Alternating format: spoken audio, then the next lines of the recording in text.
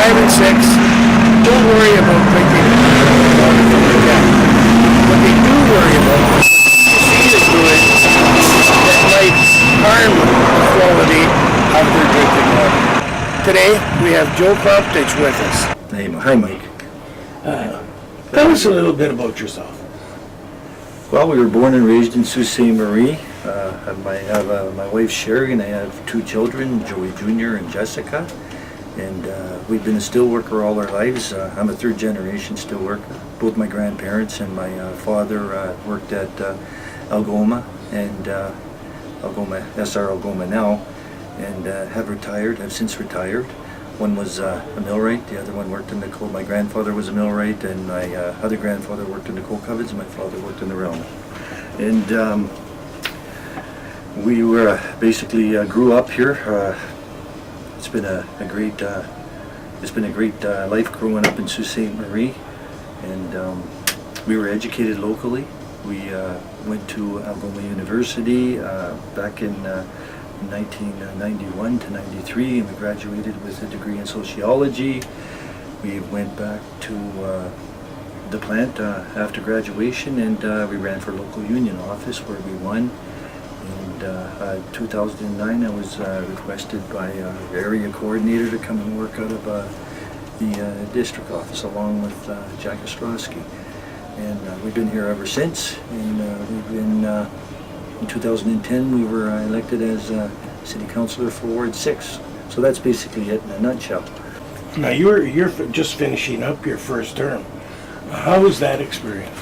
It's been a wonderful experience, especially serving all the constituents in Ward 6, and actually even calls from the rest of the city, the same as Frank Manzo, my ward mate. We have gotten calls, and we've done what we can to help them out and steer them in the right direction. But it's what a great way to serve the community than be a councillor for your ward and help improve things. Mm-hmm. Okay, now like I was saying before, wards 4, 5, and 6 have never had to worry about their water, or hardly ever. I can't remember having to worry about my water. Are you afraid that with what the PUC is doing, or how it's handling the situation, that will hurt the water quality in your ward? Water is probably the single most important thing that we're accountable for as a councillor, and it's basically clear that we're accountable to ensure that there is safe, clean, pristine drinking water that goes, odorless drinking water that goes to the constituents of everybody in our community. And in our ward, in Ward 6, I know that we've had odor issues. We haven't had so much as the brown water issues, but the odor issues have been a problem, and hopefully everything is going to be a lot better going forward. There are people that have expressed that they drink from the tap. Others express that they don't drink from the tap. Okay, well, someone suggested that if the PUC doesn't fix up the problem soon, that they be replaced by another corporation. What the problem is that if we find somebody else to replace, we always got to think about what costs are and what are we going to get even with them running it. And where we're headed in the future is we want to make sure that I mean, I don't disagree with you, Mike. At one point we were all drinking fresh, it was beautiful water, the best in the world, eh? And now we had a changeover process, okay? The changeover process was agreed to, and you think about it now, eh? And could I go back in time and would I have changed my mind? And with all the information, very complicated information that you got in front of you, the bottom line was to ensure that it was safe and that people would, we would never have to worry about anything like a Walkerton or anything like that. Going forward, about a change, well, we're the shareholder. We're the shareholder, and we're accountable, and we want to make sure that that service, what's the first thing that you do when you get up in the morning, right? You turn on your lights and you go take a shower to go to work. The first thing that hits you is your lights, and you get hit by water, okay? That's automatic. So that's very important that we have these type of things that are working well and affordable for everybody in our community. And that's what I think we've got to strive for, no matter what.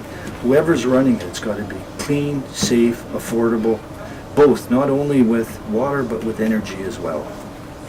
Okay. When the solar farm and the wind farm were built, we were told that the prices of electricity would go down, or should go down. That hasn't happened. Is there anything that council could do to make that happen? We always got to provide the best possible service to everybody in the community, okay, at the best affordable price for everyone. I mean, as far as, when was the last time you've seen anything go down, period? I've seen stagnant pensions, not stagnant, I've seen pensions that are, people living on limited income, their pensions aren't going up, but everything else is going up, okay? It's very important that we try to ensure that these here essential services that we need, okay, with water, PUC, with the electricity, everything is at an affordable rate for everybody. That includes working people, the vulnerable, everybody. As far as it going down with solar panels and that, is it more expensive?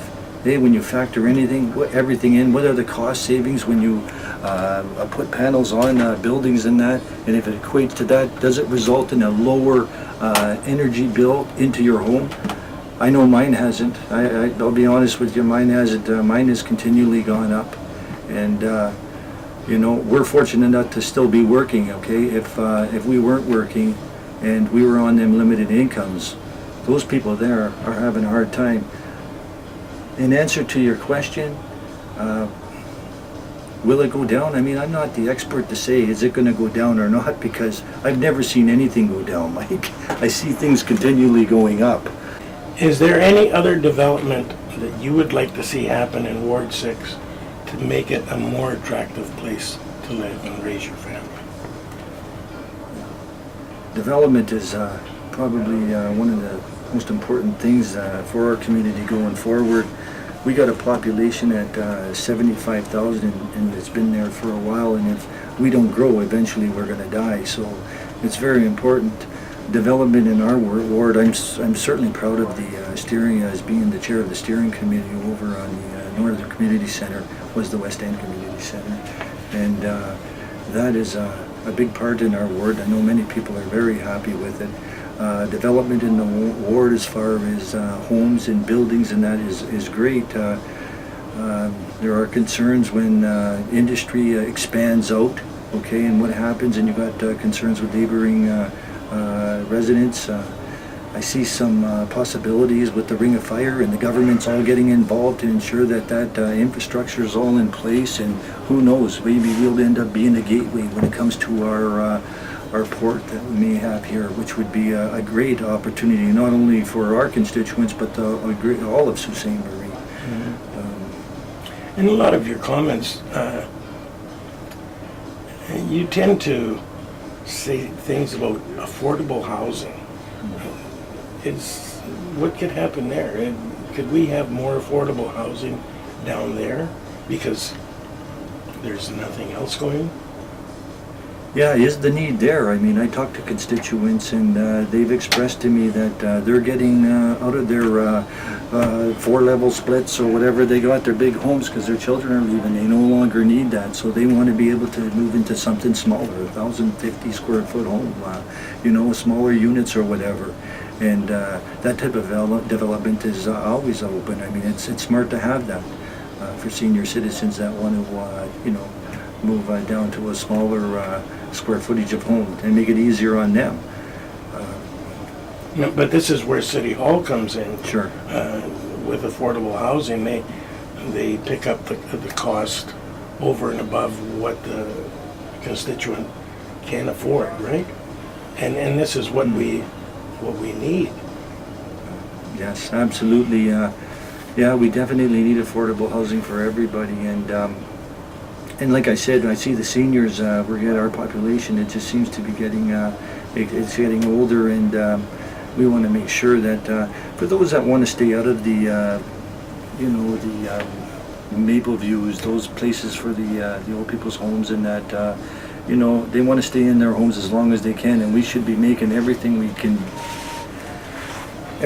do to make sure that they're able to stay in their home as long as they can within the limited income that they got. Because, you know, we just talked about the increase in cost in energy, and you know, with PUC, with electrical, and with water.